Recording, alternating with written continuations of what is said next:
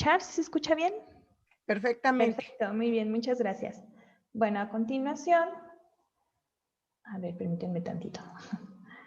A continuación vamos a presentar agradecemos al doctor Raúl Ansaldúa Arce las consideraciones que tiene para con nuestra universidad al aceptar la invitación de participar en este día con la conferencia La generación de la pandemia, identidades juveniles dislocadas. Es un verdadero honor tenerlo en este evento.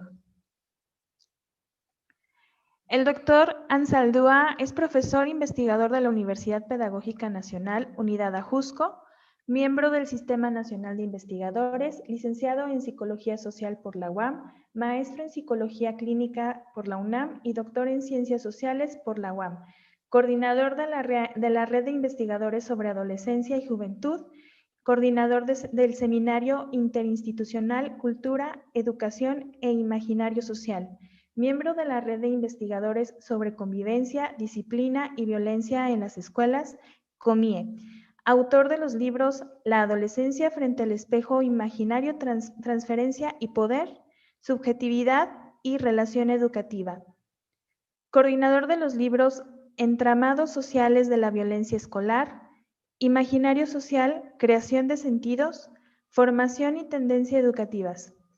Coautor de capítulos de libros editados en México y Argentina por la UNAM, la UAM, la UACM, la Universidad Autónoma de Zacatecas, la Universidad Autónoma del Estado de Morelos, la UPN, la Universidad de Guadalajara, la Universidad Nacional de Córdoba en Argentina, y también es autor de artículos en revistas indexadas, y sus líneas de investigación son la socialización de la violencia, identidad y juventud, imaginario social y creación de sentido. Con esta presentación le damos la bienvenida al profesor y les pedimos a los participantes que utilicen los chats para que aprovechen a hacer sus preguntas por este medio. Muchas gracias, Lizeth, por la presentación. Y bueno, quiero dar las gracias especialmente a la maestra Alicia Villagómez y a la maestra Yuricy López, que tuvieron la gentileza de invitarme a estar con ustedes en esta conferencia. Lo que quiero presentarles es una serie de reflexiones que se derivan a partir de un trabajo de investigación que está en curso, pero que, bueno, justo por la pandemia se tuvo que interrumpir.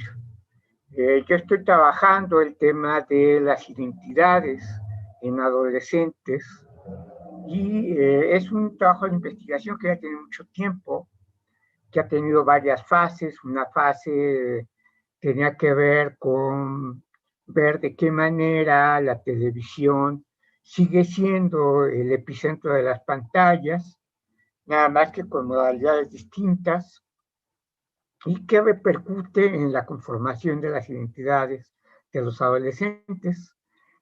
Y después pasamos dentro del mismo tema de identidad, ver cómo a través de la socialización de la violencia, porque lo que contamos en las escuelas secundarias es mucha violencia, y entonces los chicos se están socializando en estos entornos violentos, y de qué manera van conformando sus identidades dentro de estas esferas de violencia en las escuelas. Y recientemente estábamos viendo cuáles eran las construcciones de sentido a partir de las cuales los adolescentes construyen su identidad, pero en relación con las instituciones, con la escuela, con la familia, con los medios de comunicación. Y lo hacemos a través de grupos de reflexión. Lamentablemente, con la pandemia, esto se tuvo que suspender. Sin embargo, bueno, todo esto que hemos visto lo voy a recuperar para hablar del tema que hoy nos convoca, que es el tema de justamente la generación que se está conformando dentro de la pandemia. Voy a tratar de compartirles unas diapositivas, espero no tener problemas. Espérenme tantito.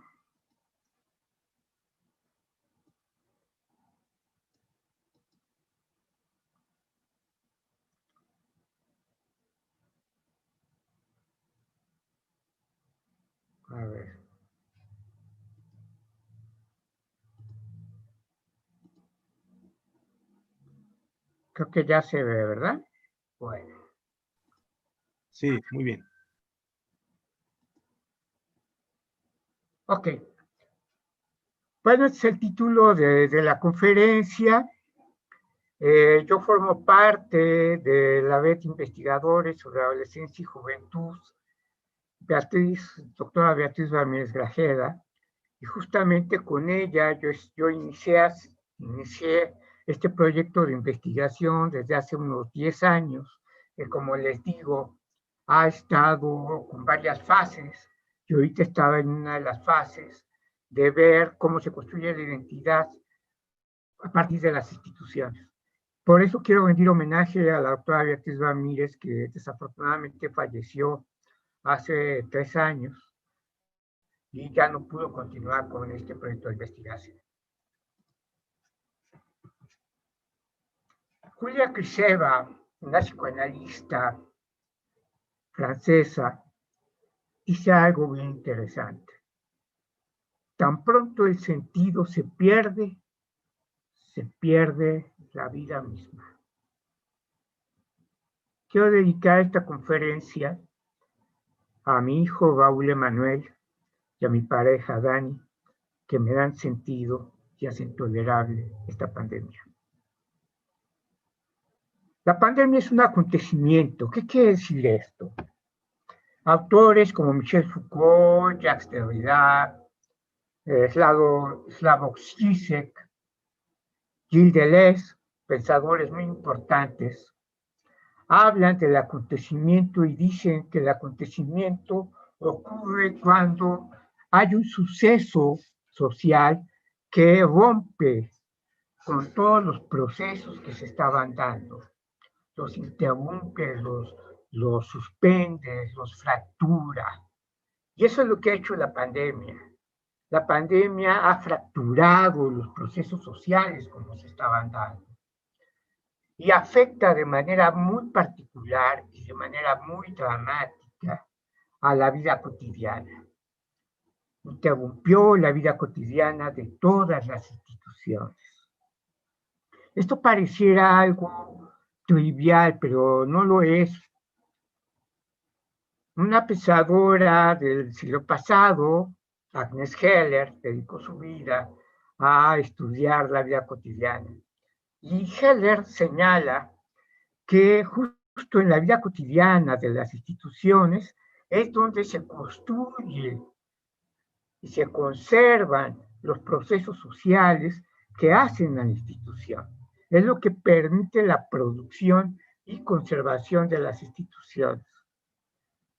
De tal manera que la pandemia, al golpear la vida cotidiana de las instituciones, rompe todos estos procesos de conservación, de reproducción, los altera de una manera importantísima. Lo estamos viviendo. En nuestras familias, la vida cotidiana cambió radicalmente. Las instituciones educativas tuvieron que suspender su trabajo presencial y dejarlo a distancia. Y eso cambió radicalmente las formas, las prácticas, los discursos, los procesos que se estaban llevando a cabo. Ese es el carácter de un acontecimiento, que es tan fuerte que marca su condición histórica. Hoy podemos hablar de antes de la pandemia, durante la pandemia y después de la pandemia. El acontecimiento es capaz de hacer este marcaje histórico tan importante. Por eso no es cualquier cosa. Lo que quiero transmitirles justamente es esto. Esta pandemia es un acontecimiento, es un elemento, un acontecimiento que nos está cambiando la vida y que es un acontecimiento histórico. ¿Cuál es el tamaño de la pandemia? En México, el día de ayer, se habían contabilizado 1.070.487 casos de COVID confirmados. Pero estos son los que están confirmados, los que detectan las instituciones de salud. muy probablemente, o más bien seguro, son muchos más. También confirmado 103.597 muertos por el COVID. O sea, son cantidades muy fuertes para nuestro país y en el mundo entero son muchísimo más dramáticas. Una de las cosas que se tuvieron que suspender casi de inmediato, lo primero que se tuvo que suspender para guardar la distancia, para retirar del ámbito público la mayor parte de gente, para evitar los contagios, fue justamente suspender la educación presencial y inmediatamente continuarla con una educación a distancia, que ha sido bastante compleja, sobre todo en el primer momento que nos agarró a todos. Yo soy maestro también, y nos agarró a todos completamente descuidados, nos tomó de sorpresa. Nos tomó de sorpresa que de pronto se suspendieran las actividades presenciales educativas.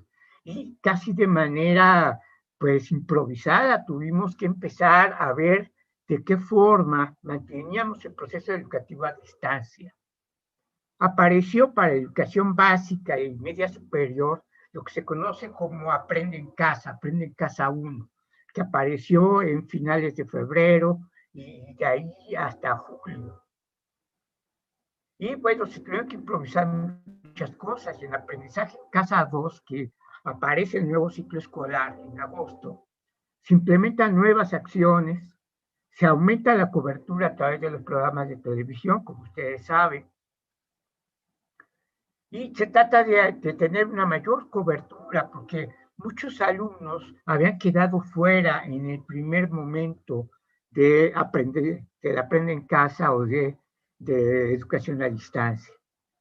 Se estima, y estos son datos de la Secretaría de Educación Pública, que el 10% de los alumnos de educación básica, que es preescolar, primaria, secundaria, y también ahí se incluye educación media superior, el 10% de ellos desertó, ya no se inscribió en el ciclo que está cursando ahorita en agosto. Y el 8% de los estudiantes de educación superior también desertaron.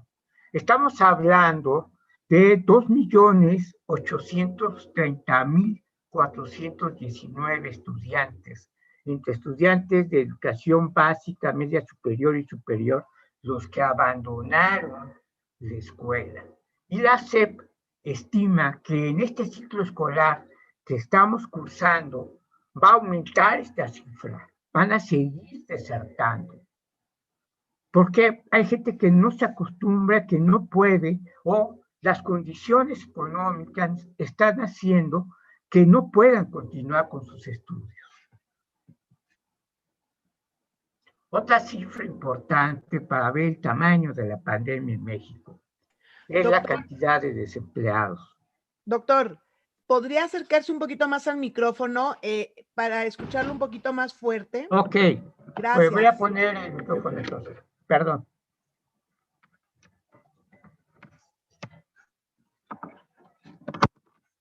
A ver, ¿me escuchan bien ahí? Sí, mejor. ¿Sí se escucha? Sí, es que se escucha muy bajito. Me están diciendo ahorita la gente que lo está viendo por fuera. Sí. Ok.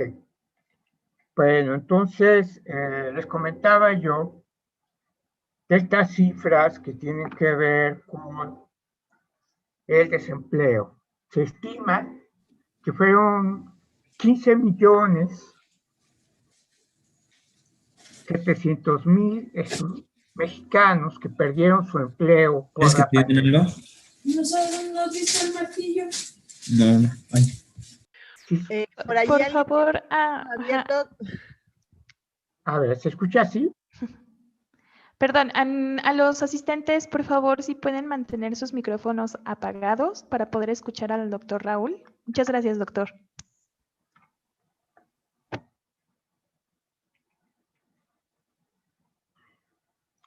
Bueno, entonces, esta cifra significa que aproximadamente 3 de cada 10 personas que trabajaban antes de la pandemia perdieron su empleo por la pandemia. Eso también implica que el 64% de los hogares mexicanos vieron reducidos sus ingresos familiares, el 64%.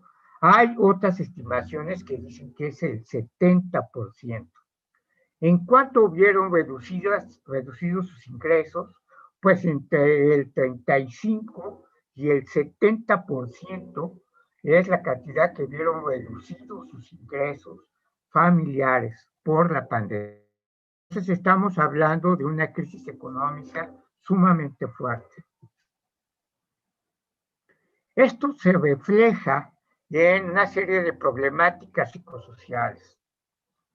Por ejemplo, el aumento de la violencia. Imagine cuál es la dinámica familiar. La gente perdió su empleo, no le alcanza el dinero para cubrir sus necesidades. Esto produce obviamente frustración, produce violencia, produce muchas tensiones intrafamiliares. Claro, tengo que decirlo también, la pandemia al generar el confinamiento en algunas familias permitió que la familia se cohesionara, pero en otras familias, por las condiciones que estamos viviendo, sobre todo de crisis económica, esto generó mucha violencia, y mucha violencia que ya existía antes de la pandemia se incrementó ahora con la pandemia. Hay una diversidad de condiciones que están en la familia en relación a esto de la violencia. Se estima, por ejemplo, hay una encuesta de la UNICEF en América Latina, donde se estima que el 21% de los adolescentes señalan que aumentaron considerablemente las discusiones en sus casas. Y bueno, aquí hay algunas cifras, no me voy a detener mucho en esto, para que nos dé tiempo de ver la parte que me interesa. Bueno, en México, ¿qué más pasó? El INJUVE, el Instituto Mexicano de la Juventud, estableció un programa de atención a los jóvenes que se llama Núcleo Urbano de Bienestar Emocional, NUBE. El NUBE, que era atención psicológica y legal y de todo tipo por llamadas telefónicas, nota este dato. El 63% de las personas que solicitaron apoyo psicológico son mujeres, 27% hombres, 56% son jóvenes entre 19 y 25 años. A ellos en particular les pegó muy fuerte la pandemia. Muchos de ellos tuvieron que desertar si estaban estudiando, tuvieron que ponerse a trabajar, y otros que estaban trabajando perdieron su empleo. Y bueno, el 21% de 12 a 18 años y 14% de 26 a 29 años son los que solicitaron apoyo. Se atendió entre abril y agosto a 33,850 jóvenes. 5,767 de esas atenciones fueron por violencia familiar. O sea, estamos hablando de una sexta parte más o menos. 7,238 casos por crisis de ansiedad y estrés. Lo que estaba diciendo la maestra Yulitzi antes de mi intervención tiene que ver también con todo esto. 3,786 llamadas fueron por intento de suicidio entre estos jóvenes y adolescentes. También creció la violencia hacia las mujeres. En el mes de abril se reportó las tasas más altas de violencia. se estimaba en abril que 11 mujeres morían asesinadas a diario dentro del fenómeno del feminicidio. Un 2% más que antes de la pandemia. La red de refugios, que también atiende casos de mujeres, atendió a 12.710 mujeres y niñas por cuestiones de violencia fundamentalmente. En abril se atendió un promedio, vean esta cifra, se atendió un promedio de 143 llamadas por hora relacionadas con violencia sexual. Esa es atención a mujeres. También el fenómeno del embarazo adolescente aumentó un 20%. Claro, que se considera que la mayor parte de estos embarazos no son, digamos, por accidentes de que sean adolescentes que tienen relaciones sexuales y tuvieron problemas con el anticonceptivo o no lo usaron, sino que la mayor parte de estos embarazos no deseados son por abusos sexuales, por violaciones.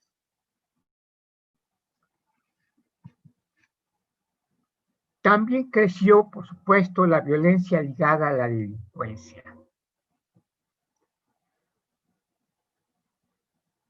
No hay trabajo, se reducen los ingresos familiares, entonces mucha gente tiene que delinquir. Y también los organismos del crimen organizado empezaron a moverse más porque todo el sistema de seguridad estaba también atendiendo cuestiones de la pandemia. Ustedes recordarán que, por ejemplo, el Ejército y la Marina implementaron lo que son los hospitales ambulantes, y entonces mucho del personal de defensa también se usó para tratar de ayudar, sobre todo en la parte más crítica de la pandemia. Y esto hizo que los organismos de crimen organizado aumentaran sus luchas entre ellos y se incrementara enormemente la violencia. Por ejemplo, los homicidios por cuestiones de delincuencia crecieron 13.5%. Bien, vamos a pasar ya a las generaciones.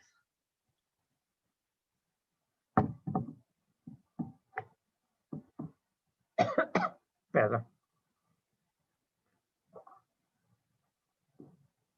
Voy a hacer un paréntesis, pero es que el doctor lo hemos seguido en esta pandemia, en todas las conferencias que ha dado y estoy segura que ya tuvieron algún efecto, doctor. Es que de verdad le debemos mucho en las reflexiones sobre la generación, sobre la educación y sobre lo que está pasando ahora en el COVID. Gracias. Vamos a ver ahora este tema que me parece interesante considerar, la cuestión de las generaciones. Porque ya se habla de la generación de la pandemia. Yo creo que buena parte de las personas que nos están escuchando, que son estudiantes de licenciatura sobre todo, forman parte de la generación de la pandemia. Pero bueno, ¿qué es eso de la generación? Se considera generación a aquellas personas que nacieron en una misma época y que comparten condiciones semejantes, condiciones históricas, condiciones sociales y culturales semejantes. Claro, la idea de generación es una categoría que, como su nombre lo indica, va a tratar de una generalización. Es una mirada generalizada, es decir, es una mirada a partir de tendencia. Tenemos entonces que reconocer que existe una enorme heterogeneidad y desigualdades de todo tipo dentro de las generaciones, ¿sí? Pero bueno, hablamos de generaciones para hablar de ciertas tendencias. Son personas que nacieron en la misma época, que comparten más o menos las mismas condiciones sociales, más o menos las mismas condiciones históricas y más o menos las mismas condiciones culturales. ¿Sí? Y por lo tanto construyen un mundo más o menos común, porque tienen experiencias más o menos compartidas. Digo más o menos en ese sentido de contemplar la heterogeneidad. ¿Sí? Las generaciones provocan que haya una cierta conciencia común de las personas que nacieron en la misma época. ¿Sí? ¿Quiénes son los referentes de las generaciones? Los jóvenes. Siempre que se habla de generaciones, se habla buscando como parámetros de las características generales, para la redundancia, generales de la generación, a los jóvenes. ¿Sí?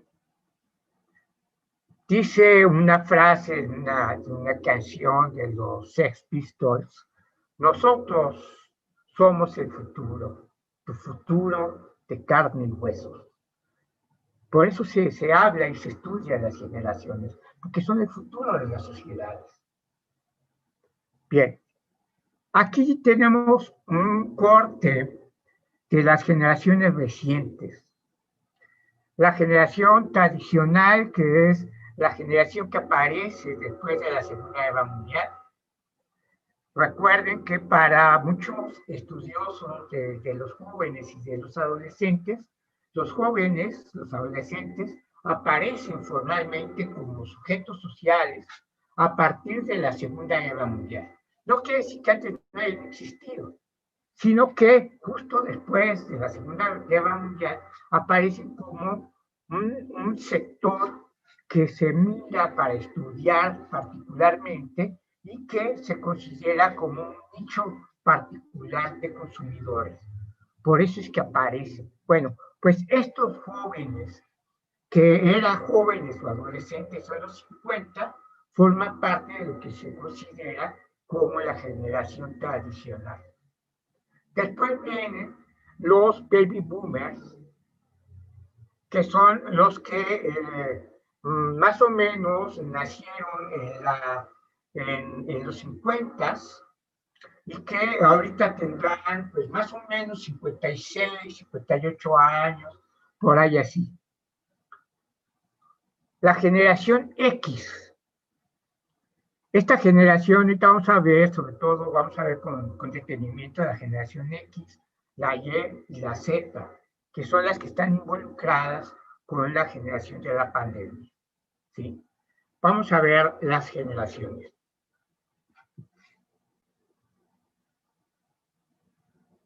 La generación X es la que nace entre 1960 y 1980, las personas que nacen entre estos 20 años. A veces se hacían cortes generacionales cada 10, cada 15, cada 20. Hay muchos autores que hacen sus cortes particulares. Yo les voy a compartir lo que les estoy compartiendo, son como los datos que coinciden varios autores. Dicen, la generación X es la que nació entre 1960 y 1980. Yo estaría más o menos dentro de esta generación, entre la X y la tradicional. ¿Por qué se le llama generación X? Porque no se sabía qué iba a pasar con ellos. Había habido muchos cambios. A partir de los 60 empieza a haber muchos cambios. Una de las características de esta generación es que es la generación de la protesta. Es la generación, por ejemplo, de los hippies. En los años 60, 70 está la guerra de Vietnam. Y el movimiento hippie como movimiento contracultural recupera una música particular del rock and roll, del jazz, y empieza a hacer toda una serie de cambios. Aparece todo el movimiento psicodélico, se empiezan a usar drogas, empieza a haber una mayor libertad, los jóvenes empiezan a tomar una mayor libertad, se oponen, se rebelan, protestan contra la generación anterior, que era la generación tradicional, que era marcadamente autoritaria y marcadamente conservadora. Los hippies, ustedes recuerdan, o si no, bueno, les comento, una de las cosas que aparece en los hippies es un movimiento de protesta contra la guerra de Vietnam también. Es contra la cultura tradicional, autoritaria, que existía, conservadora, pero también contra la guerra de Vietnam. Uno de los eslogans famosos de los hippies es: hagamos el amor y no la guerra. Paz y amor, peace and love. Bien, esta generación es la generación de la protesta, la generación que empieza a permitirse muchas libertades. Aparecen nuevos anticonceptivos, el movimiento feminista empieza a cobrar fuerza, el movimiento por los derechos humanos empieza también a cobrar fuerza, el movimiento de los negros en Estados Unidos empieza a cobrar fuerza. Entonces, esta generación rompe con todo lo que había sido el siglo XX en cuanto a la cultura, la tradición, los valores, y entonces no se sabía qué iba a pasar con ellos. Por eso se les llama así la generación X. Esta generación también va a empezar a entrar en contacto con desarrollos tecnológicos importantes. La generación aparece en los 60 con la televisión primero en blanco y negro, después a color, después aparecen las videocaseteras, después aparece el formato de CD, y empiezan a aparecer las computadoras, empiezan a aparecer después las computadoras personales. Hay un desarrollo tecnológico muy importante, y eso también va a cambiar las condiciones de vida y va a cambiar las experiencias. Recuerden que la generación, decimos que es una generación porque comparten experiencias y vivencias y formas de vida. ¿Sí? Algunas de estas características de estos personajes de la generación X, como estaban rompiendo con la generación tradicional, son bastante liberales y bastante permisivos. Se permiten tomar alcohol, se permiten usar drogas, son más permisivos con sus hijos. ¿Quiénes van a ser sus hijos? Los que nacen en la generación Y, que es la siguiente generación. Bueno, antes, la generación X empieza a sufrir crisis económica. Ya hacia el final hacia finales de los 70, principios de los 80, se instaura ya el neoliberalismo, con las crisis financieras que implica, sobre todo altas tasas de desempleo, y por lo tanto el aumento de la violencia. La generación Y. La generación Y son aquellos que nacen entre 1981 y 1995, hay autores que dicen a partir de 1981 y otros que dicen no, es a partir de 1995 hasta el 2000. A esta generación se le llama generación Y, como para seguir el orden, X, Y, Z. Pero a esta generación Y se le llama también la generación de los millennials, porque es la generación que va a entrar al nuevo milenio. Sí. Que se van a graduar muy probablemente en el nuevo milenio. Esta generación Y es donde están una buena parte de los estudiantes de licenciatura y de posgrado en la actualidad. Esa es la generación Y. ¿Cuáles son algunas de las características de esta generación Y? Es una generación digital. Ya tiene acceso a las computadoras personales, a los celulares inteligentes.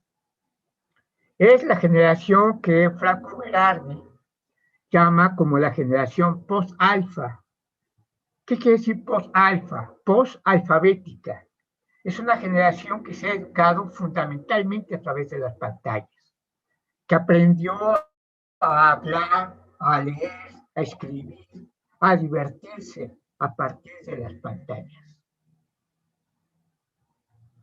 Es una generación que, como sus padres, que eran la generación X, sean permisivos, entonces es una generación que conoce poco los límites. Y que, paradójicamente, justo porque conoce poco los límites, o los límites no son claros, son generaciones que se arriesgan. Son las generaciones que participan en deportes extremos o se meten en retos que a veces son bastante tétricos, que ponen en peligro su integridad.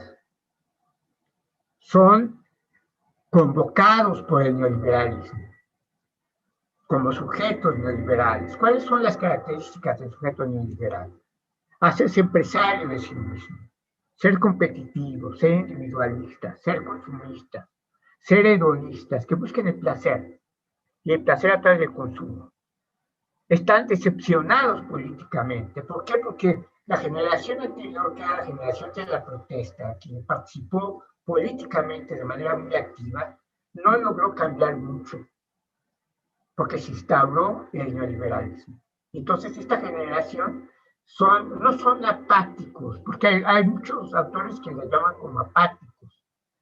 Son más bien desencantados, pero no son apáticos, porque justo antes de la pandemia vimos en América, en Ecuador, en Bolivia, pero sobre todo en Chile, movimientos de protestas juveniles contra el neoliberalismo. Y también vimos las protestas de los globalifóbicos, ¿sí? Pero digamos que hay un amplio sector de los jóvenes de esta generación que tratan de no meterse en política porque están desencantados. Solo se meten cuando es ya algo muy fuerte para ellos.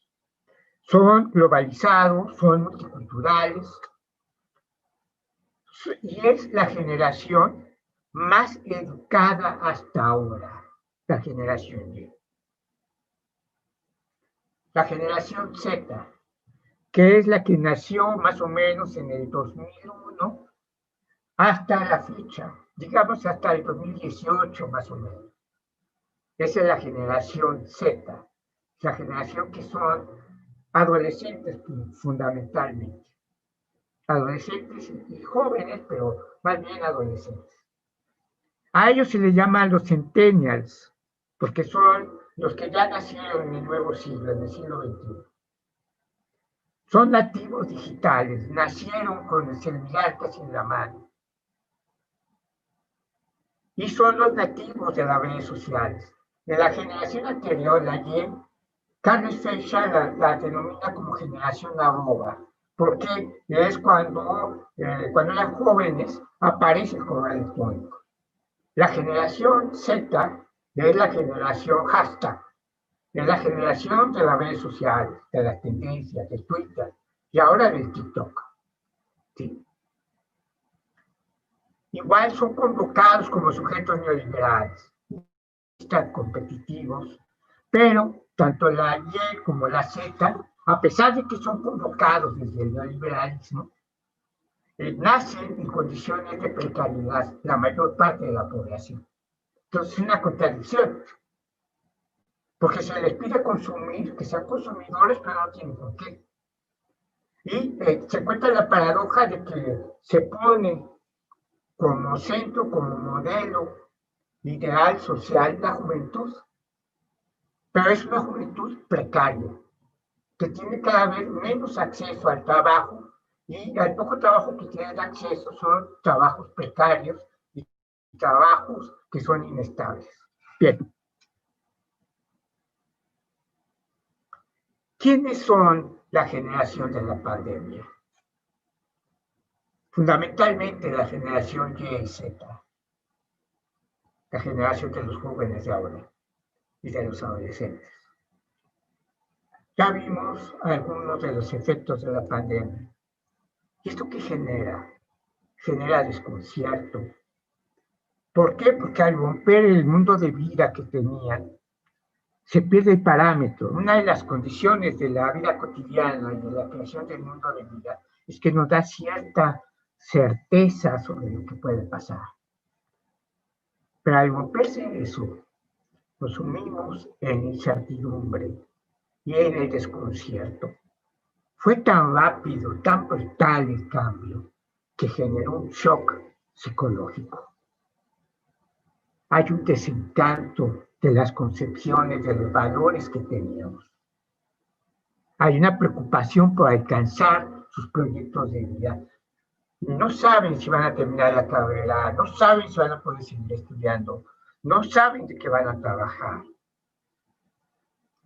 Y también hay una preocupación por el medio ambiente, porque saben que esta pandemia se provocó por el deterioro ambiental. Y también se dan cuenta de que por el encierro, por el confinamiento, mejoraron las condiciones ambientales. Ya hay algo latente, el peligro mortal para la humanidad, el cambio climático. Estas generaciones se están dando cuenta de la importancia que tiene el tratar de salvar el planeta, porque es la oportunidad de salvarnos todos. Y yo creo que la pandemia está dejando un aviso muy claro. Quizás, esta sea la última oportunidad que tenemos como humanidad de tratar de rescatar este planeta y de rescatarnos nosotros con él. Esto es tan fuerte que genera particulares posiciones subjetivas. Veíamos los datos. ¿Qué es lo que provoca este shock psicológico? Provoca fundamentalmente ansiedad y miedo. Aquí hay algunas cifras, no se las voy a decir para tanto tiempo. Pero sí quiero compartirles esta viñeta de una de las encuestas que se realizaron en México. Dice, me preocupa porque mi mamá ya no tiene trabajo y el poco dinero que teníamos ahorrado ya se está acabando, dice un adolescente de 15 años. Pues me da miedo no saber qué va a pasar después de todo esto. Y por supuesto el miedo a enfermarse, ellos y de que enferme su familia. Pero también todo esto provoca depresión. ¿Por qué depresión? Porque hemos perdido muchas cosas. Nuestras condiciones de vida, nuestro tiempo, las formas de relación que teníamos, a veces el trabajo, a veces la escuela porque se ha tenido que abandonar y sobre todo hemos perdido personas que han muerto por COVID. Dice una chica de 17 años, que me hayan arrebatado todo de la noche a la mañana, estar perdiendo tiempo valioso con mis amigos, que nunca voy a volver a recuperar. Eso es lo que le da tristeza. Esto ha generado apatía, aburrimiento, pero también el aumento de las adicciones.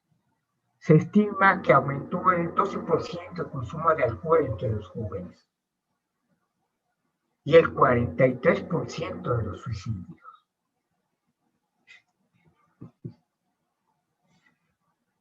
No sé si ya estamos sobre el tiempo, a lo mejor. ¿Todavía tenemos tiempo? Bueno. Sí, tenemos todavía unos 10 minutos más, profesor. Ok, me voy a apurar y a ver si hay tiempo de hacer alguna pregunta. Bueno, entonces, frente a todas estas condiciones, aparecen lo que yo llamo posiciones subjetivas frente a la pandemia. ¿Qué es la posición subjetiva? Frente a estas condiciones que generan mucha ansiedad, vamos a tener que emplear nuestros mecanismos de defensa. Y vamos a tener entonces que colocarnos de alguna manera frente a la pandemia y a las condiciones que está provocando, desempleo, violencia, ansiedad, depresión. Una de las posiciones es el negacionismo. El virus no existe. Yo lo niego, no existe. O bueno, sí existe, pero no va a pasar nada. Es como una gripa.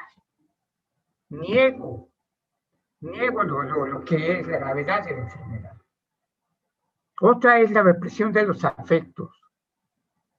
Trato de reprimir la ansiedad, la depresión, todo lo que me está causando la pandemia. Y trato de hacer como si no pasara nada, como que bueno, pues sí existe el virus, pero pues tengo que esforzarme por estar bien. Pero ese es un desgaste psicológico muy fuerte. La racionalización. Bueno, sí existe el virus, pero mientras yo me lave las manos, se me cubrebocas, trate de no estar en contacto con nadie, pues no va a pasar nada. Entonces tengo que tranquilizarme y empiezo a racionalizar, ¿no?, lo que tengo que hacer. Y bueno, pues sí, mi tío se enfermó y se murió, pero ¿por qué estás descuidado? O esta persona también, ¿por qué es descuidada? Es un mecanismo de tratar de disminuir la ansiedad. El individualismo. Me cuido yo. Mientras a mí no me pase, no hay problema. Mientras no le pase a mi familia, no hay problema. Ya las posiciones más fuertes, la paranoide. Hay un hipertemor al contagio. No se quiere salir en absoluto, no quiere estar en contacto con nadie. Es ya una cuestión persecutoria, paranoica. La depresión, la tristeza, que se manifiesta en apatía, en zozobra, en desesperanza. Ya estamos terminando. ¿Qué va a pasar con la generación de la pandemia? Van a tratar de dar respuestas resilientes, en el mejor de los casos, de sobreponerse a la adversidad. No van a creer fácilmente en los valores del mercado, porque justo lo que estamos viendo es el efecto del mercado.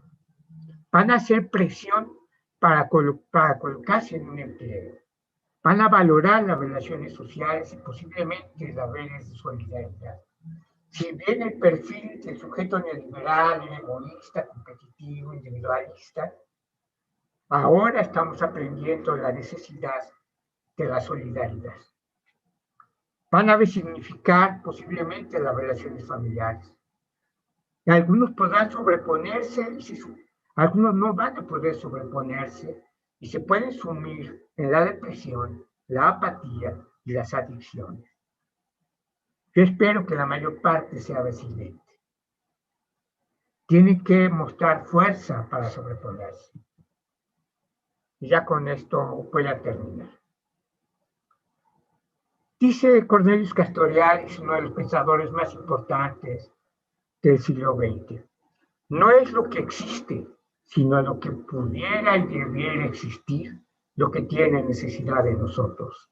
No es la normalidad decadente de desigualdades sociales y de injusticia lo que tenemos que reponer, lo que necesita de nosotros. No, justo lo contrario. Una nueva forma de vida, construir una nueva forma de vida. Esto parece una utopía, pero la realidad está hecha de sueños.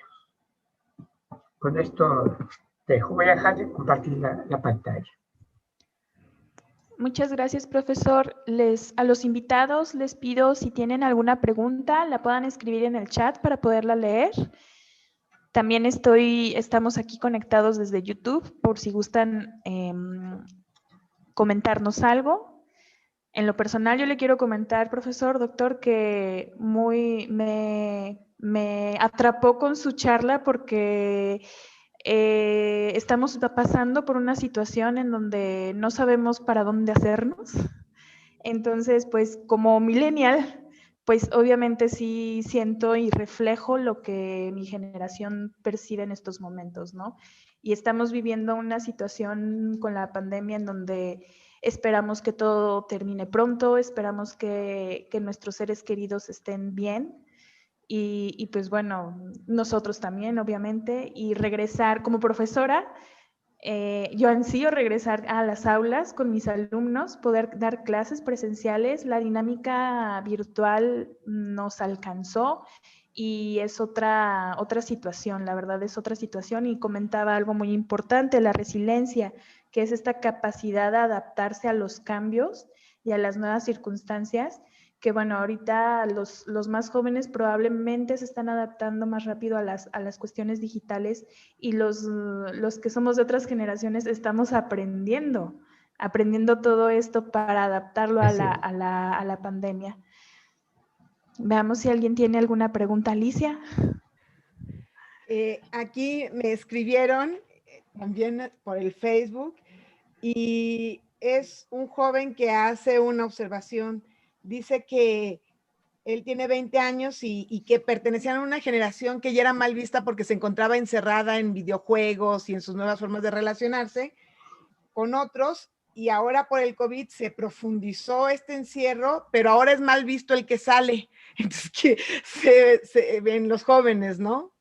Interesante, como Sí, que le sí. están haciendo, le cayó el 20 a muchos que tienen que ver justamente con sus generaciones, como Alice también, ¿no? Presume su juventud, doctor.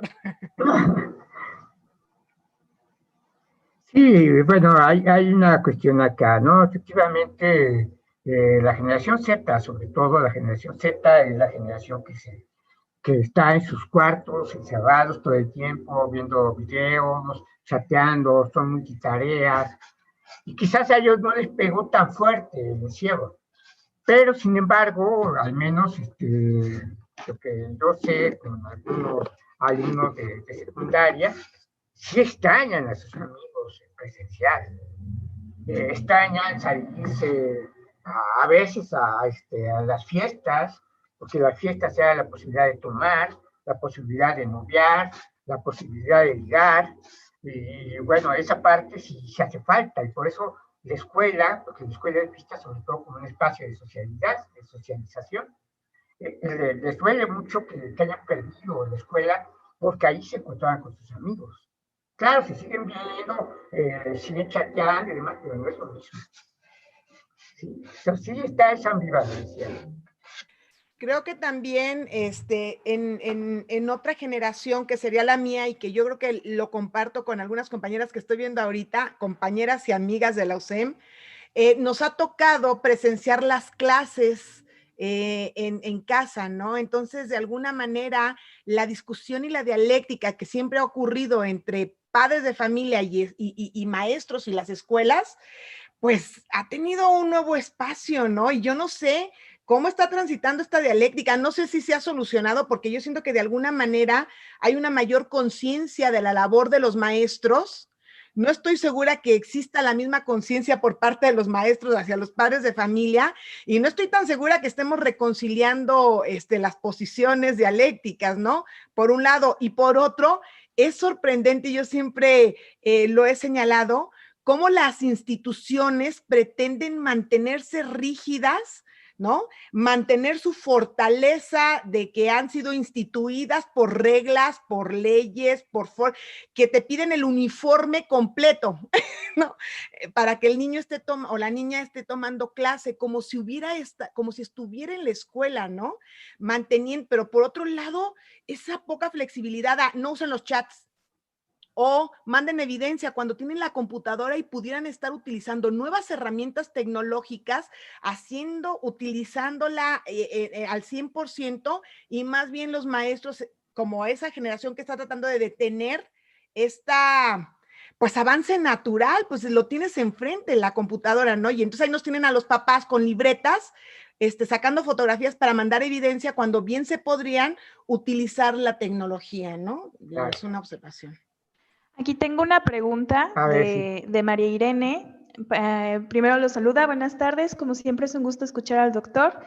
¿De qué manera podemos apoyar a los estudiantes ante este panorama tan complejo, donde la convivencia con los otros, sus pares, ahora está desdibujada? Bueno, una de las cosas que tenemos que hacer, sobre todo los docentes, primero tenemos que ser muy comprensivos, o sea, Las condiciones en las que estamos trabajando nosotros y están trabajando los estudiantes son completamente críticas, ¿no? Y en el mejor de los casos, aquellos estudiantes que pueden tener su computadora, que saben entrar a un Zoom y que pueden hacer algo, bueno, pues tienen más recursos, pero de todas maneras las condiciones son muy difíciles.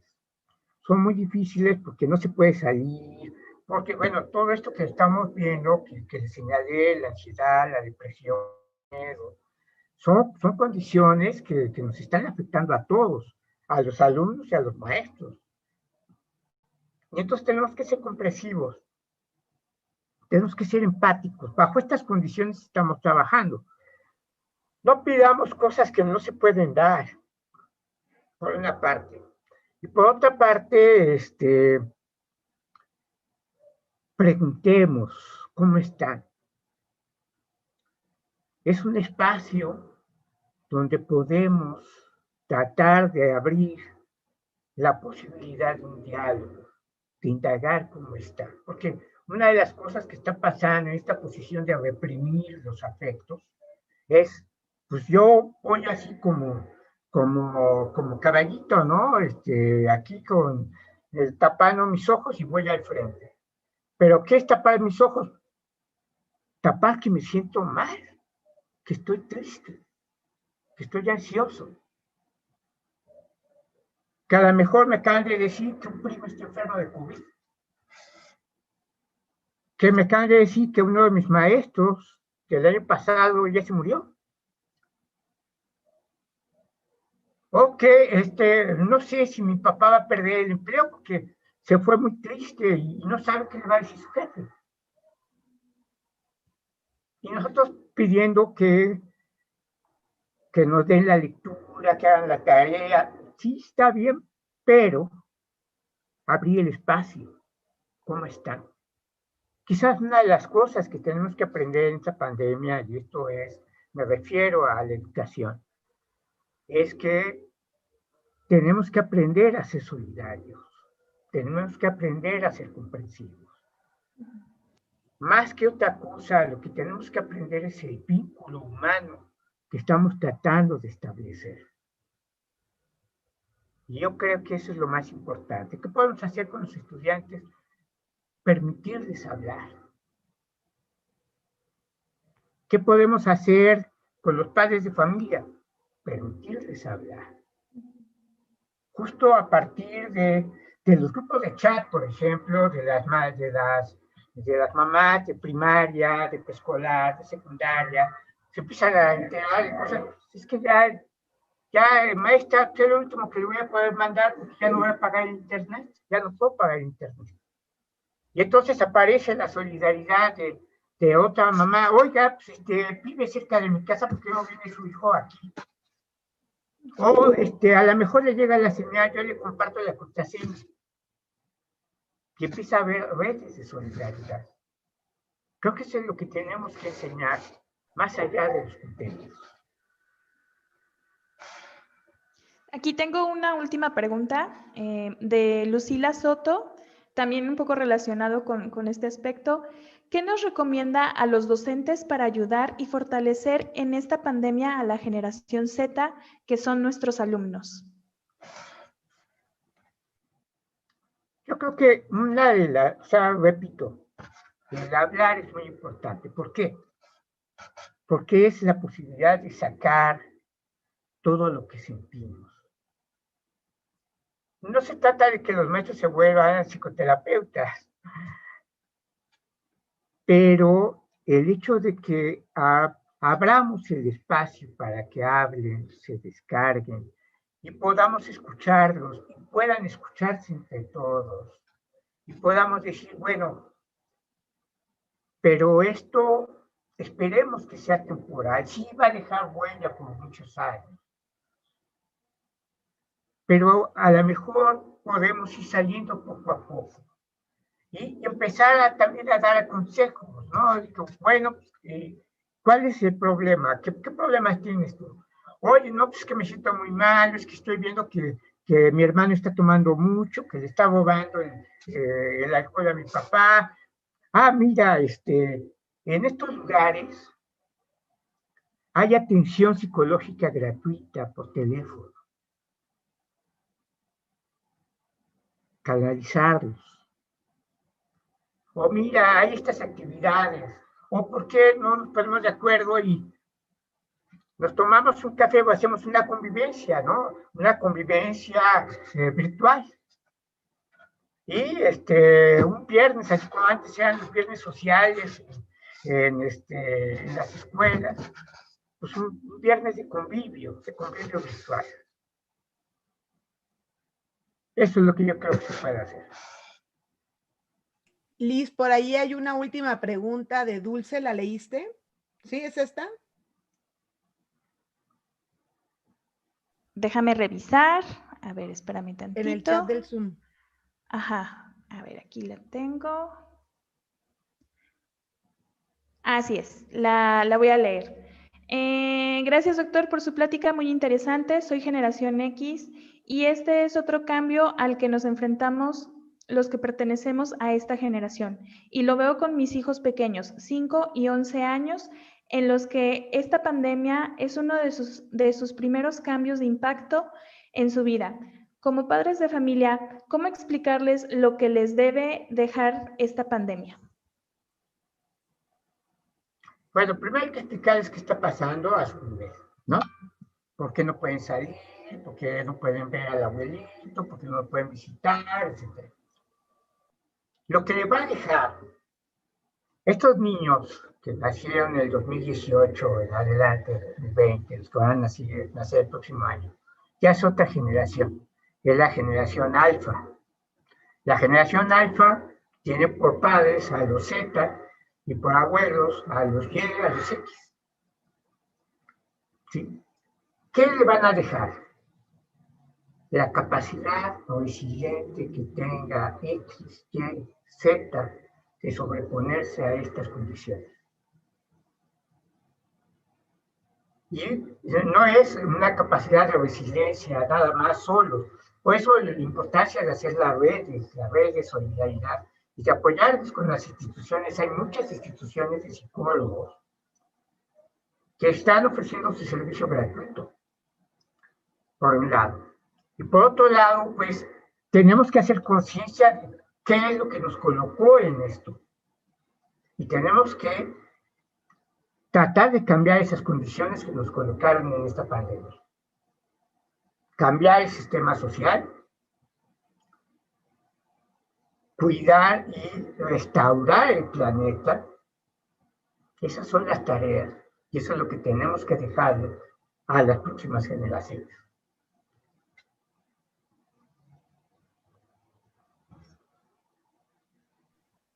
Bueno, pues le agradecemos al doctor y le hacemos un reconocimiento. La Universidad del Centro de México otorga el presente reconocimiento al doctor Raúl Enrique Ansaldúa Arce por su destacada participación al presentar su conferencia La generación de la pandemia, identidades juveniles dislocadas, dentro del coloquio anual UCEM, Espacio Abierto, Jóvenes Construyendo Cultura de Investigación, realizada el 26 de noviembre del presente año. Le agradecemos mucho, doctor, por su plática y pues bueno, también le agradecemos muchísimo a todos nuestros participantes, a todos nuestros invitados del día de hoy. Recuerden que mañana seguimos con nuestras mesas temáticas en el coloquio y pues bueno, creo que por mi parte es todo y pues muchísimas gracias a todos. Muchísimas gracias, Alicia, y muchísimas gracias a la universidad también por este medio que nos permite. Nada más voy a hacer un comercial muy rápido. El doctor Raúl Ansaldúa va a presentar, coordina el número 21 de Alter Enfoques Críticos, otro gran orgullo para nosotros, artículos muy interesantes que ya les estaremos platicando para que estén presentes cuando esta revista vea la luz, que ya va a ser muy pronto. Y podamos conocer los artículos y puedan ustedes acceder a todo el trabajo que el doctor realiza junto con una red importante de investigadores que tocan temas interesantes sobre juventudes. Muchas gracias, doctor Raúl. Muchas gracias a ustedes por la invitación. Buenas noches. Buenas noches a todos. Cuídense mucho.